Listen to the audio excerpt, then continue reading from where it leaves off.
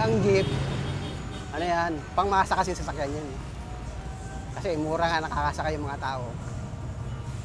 Kaya, pangmasa talaga yung jeep na sasakyan.